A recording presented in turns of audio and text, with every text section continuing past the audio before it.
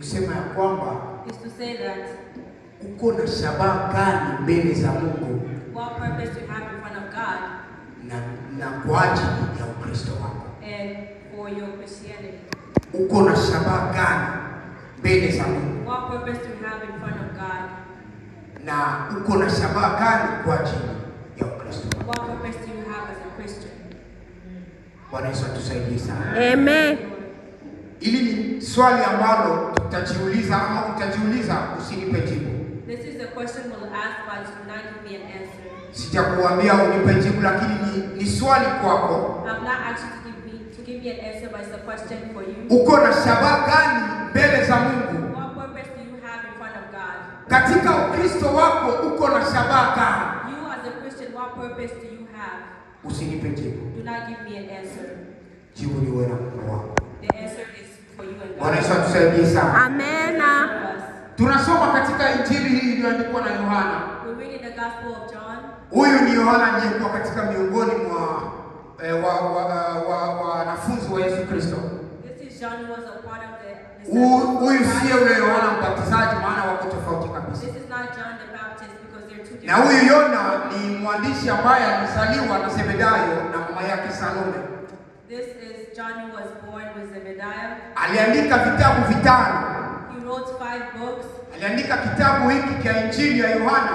He wrote the book, the Gospel of John. Akaandika kitabu cha Yohana wa kwanza, wa pili na wa tatu.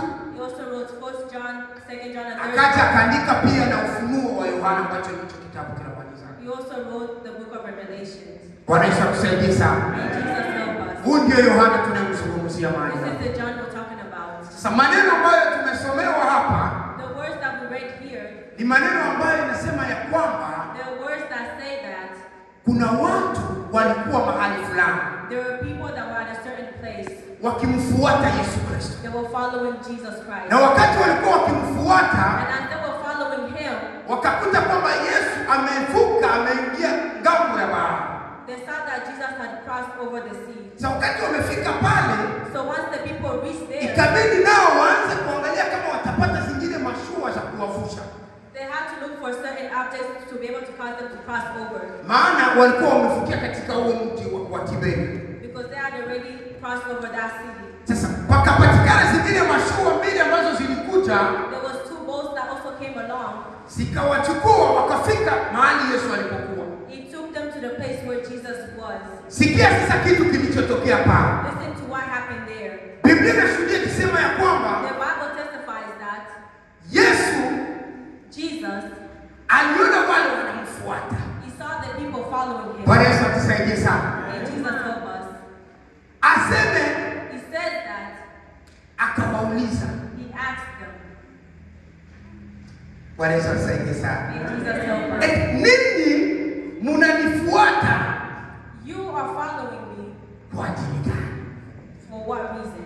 Si ni tu mlikula ile mikate mkashiba? Is it because you ate the food? Bwana Yesu atusaidie sana. Amen. Hii historia ni pale ambapo Yesu alikuwa na wanafunzi wake, This is the story where Jesus was with his apostles. wakakuwa wako na watu wengi ambao wamemzunguka, Where there was a large crowd that was surrounding him. na baada ya pale And after that, ikaonekana wale watu hawana chakula. he looked at those people that didn't have food. Sasa pakaonekana mtu aliyekuwa na mikate mitatu na samaki wawili. There appeared a person that had 3 loaves of bread and Bwana Yesu 2 fish. atusaidie sana. Amen.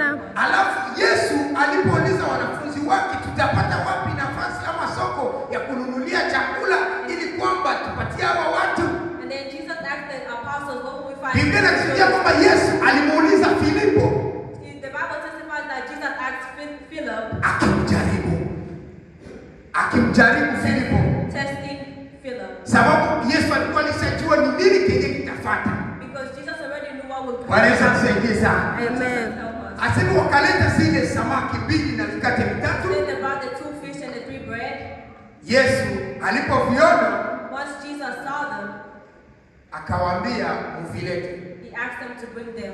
Yesu akavikamata akashukuru. And then Jesus took them and gave thanksgiving. Na Yesu aliposhukuru, And as Jesus gave thanks, wale watu wote waliokuwa pale, all those people that were there, Biblia inashuhudia ilikuwa walikuwa kama vile watu 5,000. the Bible testifies that there were at least 5,000 people. Walikula na wakashiba. They all ate and they were all full. Na pakabaki vikapo vingine 7. There was other 7 baskets that were left over. Sasa wale watu, Biblia inashuhudia ikisema kwamba wale watu walipoona ile miujiza, Once the people saw those signs and miracles, wakasema kweli huyu mtu ni nabii wa Mungu. they said that this person is the prophet of God. Ikaonekana hiyo ilikuwa shabaha yao ya kumfuata Yesu It Kristo. looked like that was their reason of following Jesus. Usisahau neno letu ni kwamba uko na shabaha gani We mbele don't zako. forget our word is, what is your purpose? Hapa niko na kuonesha shabaha ya wenzetu waliokuwa wakimfuata Yesu Kristo. Here I'm telling you the purpose of those that were following Jesus. Waliposhiba ile mikate, Once they were filled, wakaona mashalamuka tena. they saw as they woke up again. Ndio maana walikimbia wanaenda wanamtafuta tena Yesu. That's why they're Sababu walijua kwenye Yesu wako because they knew what Jesus hawatakosa kitu. Bwana asifiwe sana. Amen. Lakini nikwambie tu kwamba But let me tell you, usiwe na shabaha do not have a purpose ya kupata faida of finding benefit kwa ajili ya uzima wa maisha yako kwa kimwili for the eternal life of your flesh mbele za Mungu. in front of God. Yaani usikuje mbele za Mungu Do not come in front of God kwa shabaha for the reason ya kupata faida ya mwili. of wanting to benefit. Bwana Yesu atusaidie sana. Amen. Na wengi kwa siku hizi, There's a lot of people during these days, acha tuende haraka ili tumalize, we go quickly so we can finish. wanakuja kwa ajili ya kuona kwamba They come so they can see that wana matatizo mengi ndani ya familia they have a lot of problems in their na family wanahitaji Mungu awatendee. and they want God to do a miracle for them. Wakisikia mtumishi ataombea watu, If they hear a servant of God who pray for you, watakuja kanisani ili wabarikiwe. they'll come to church so they can be Kuna blessed. watu wanakuja kwa ajili, There are other people that come for, wanaona siku zinaenda, siku balozi wako na watu sana, they saw that the days are passing by. acha niende kumaombi na ndiye waniombee sikufe. Huruma kubwa. Bwana Yesu atuhurumie sana. Huruma kubwa. Shabaha yako mbele za Mungu ni nini? What is your reason in front of God?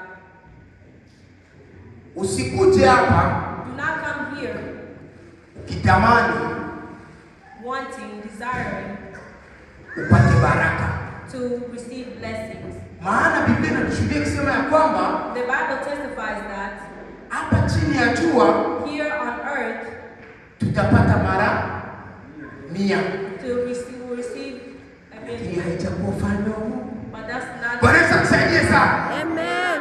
Na Biblia ikashuhudia ikasema tena, And the Bible also says that sio wote it's not all wamuitao that call him Bwana Lord watakaoingia katika ufalme wa Mungu, will enter the kingdom of God. bali ni wale wafanyao mapenzi ya Mungu Baba. Amen. Bwana Yesu atusaidie sana. Amen.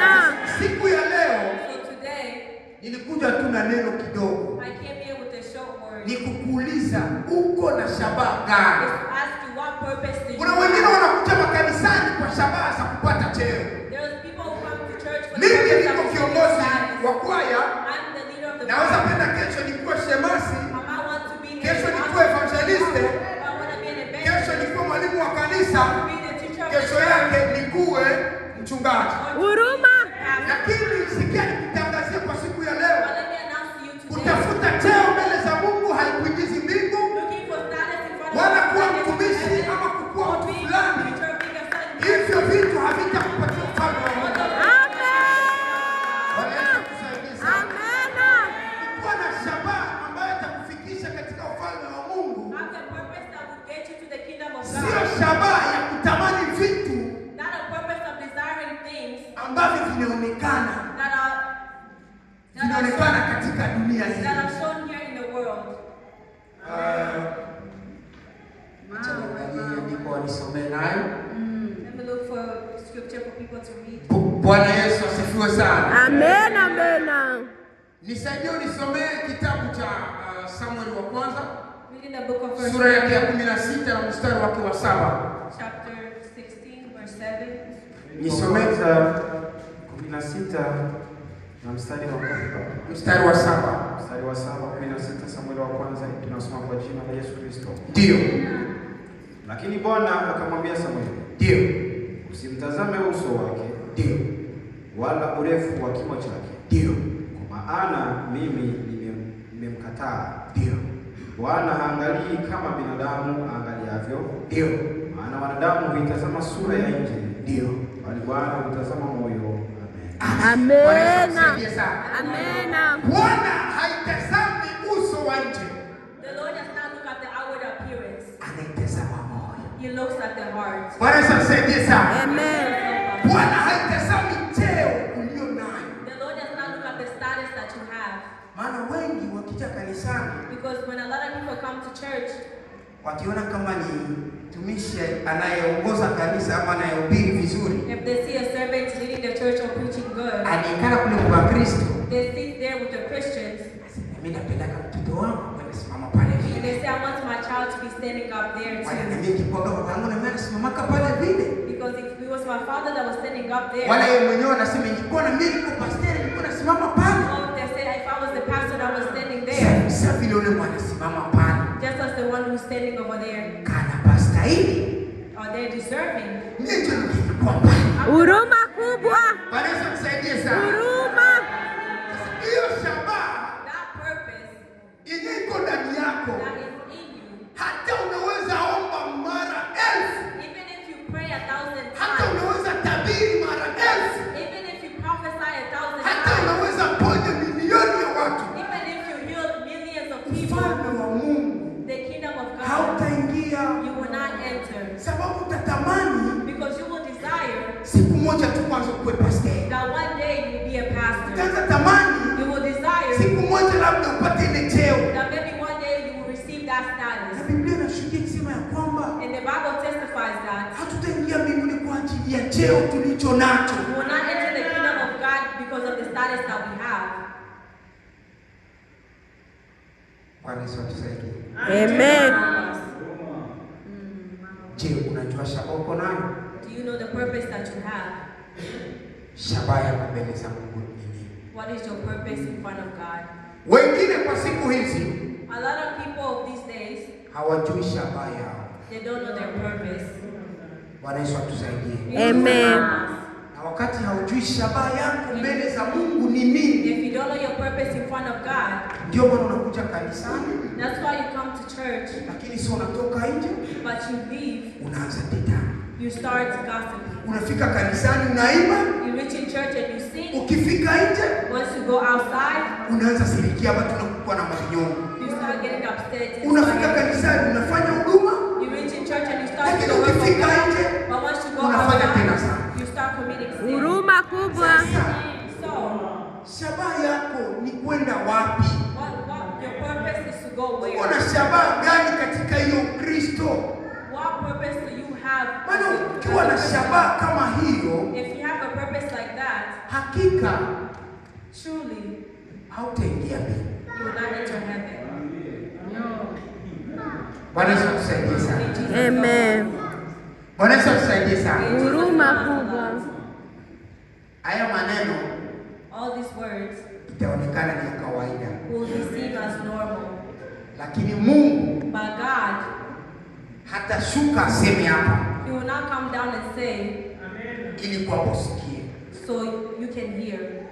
Maana Because hii maneno this word, masikio yako your ears iko nasikia, is hearing it. na siku moja And one day, wakati yenye mtu mnaonaka anakufa analala once you see a person die, and huko mwenye mashalala wanalalishia kichwa chini, is there a person that's been sleeping? Huko wanalalaka hivi. Yeah, is there a person that sleeps like kila this? mtu analalaka hivi. Everyone sleeps like this. Maana yake unaitika presence yako wewe mwenyewe kuhukumu, Meaning that you're accepting your presence. unakubali wito. You are accepting the calling. Ndio maana panapokuwa wale wanasimama mkaluga fulani That's why there's people that say this in the language. aitawa aitawa urema aitawa mulemi, wengine sema jitajima, ameitika Mungu. And they have Yaani pale umeitika wito wako, it means that where you're at, ndio maana unalalaka hivi, unaona mtu analala hivi, anaitika, hakuna kupingana wala hivi wala there's no turning side. unakubali yote nilifanyanga ndio. Bwana Yesu atuhurumie sana. Huruma kubwa. Shabaha yako Your purpose itatuma unaitika. will be the reason why you are accepted mbele za Mungu, in front of God.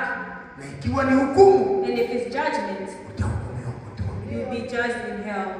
Usifikiri kwamba Do not think that ni wote waliopewa neema all those that have been given grace ya kufika pale ambapo roho inaanza kukata of reaching a place where the heart is na about to wapate break, dakika moja ya kutamka, and they have only a few minutes to say something. maana ulimi Because the tongue inabanaka chini.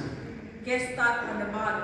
Utatamani upate nguvu za kuinyanyua, You might want the strength to be able to lift up your tongue, unakosa. but you don't have it. Bwana Yesu atuhurumie. Huruma. So, hii maneno These words, ilikuwa mafupi sana, sipendi it nikawie, was very short. I don't want to lakini be kwa kuconclude, hata watusomee but with concluding, let them read. Watusomee kwanza kitabu cha Mathayo sura yake ya 6 mstari wa 33. Let's read in the book of Matthew, Ili kwamba ujue ni nini ambacho unaweza ukakitafuta. so you can know what it is. Unaweza kuwa na sababu gani? So what purpose you would have. Kitabu ni cha Mathayo Ndio. 6:33. Ndio. Tunasoma, Ndio. bali Ndio. tafuteni kwanza ufalme wake Ndio. na haki yake, Ndio. na hayo yote mtazidishiwa. Amen. Amen. Bwana Yesu asifiwe.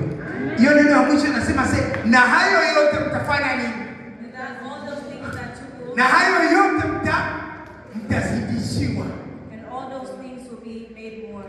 Ukija hapa kumtafuta Mungu, If you come here to search for God, ikiwa ni karama ya kutabiri, maybe you have the gift of Utazidishiwa. prophesying, will be added more. ukija hapa kumtafuta Mungu, If you come here to search for God, ikiwa hata ni huduma ya kuwekwa kuwa mtumishi, even if it's the muda wako of your utafika, future, your time will reach. utapata cheo. You will find you get that status. Ukiwa unamtafuta Mungu kwa kweli, If you're truly searching for God, in hata mali na vingine even wealth and any other things, utazidishwa. will be added more for you. Hiyo ndiyo sababu kuu That's the great ya purpose Mkristo, of a Christian, ni kutafuta ufalme wa Mungu. is to seek the kingdom of Sasa God. ukija hapa But if you come here, umevaa vizuri, you are dressed well, unatamani uimbe, you desire to sing, mkutano mzima ufurahi, for the whole service to rejoice. lakini moyoni mwako But in your heart, uliachwa na kuazana na bwana yako, you left your husband and you are upset with each other. ulikuwa ulishatukana watoto You yako, had already cursed at your children. ulikuwa ulishatukana bibi yako. You came and slandered your wife. Aha, sisi tutafurahia It's us that will rejoice. huduma yako na kuimba kwako na mahubiri yako, Your work and your singing and all and your lakini wakati utaitika, But once you will accept, utajikuta uko mwenyewe, you find that you're by yourself. hautampendeza hata mtu huyu, You will not please not even a single maana person. watakamata udongo Because they'll take the soil tuende salama, and they say, go well. watakuacha They'll leave you there ukibaki pale and you stay there. umeitika. You have been called. Hata ulinifurahisha kama huduma, Even if you made people happy or rejoice, nobody will defend you. Bwana Yesu atuhurumie sana. Huruma. Hata ulifanyaka huduma ya aje, Even if you did any type of work, sitakutetea. I will not testify for you. Hiyo ndio ukweli. That's the truth. Ili neno libaki kwenu na kwangu. May you Amen. rest. Amen.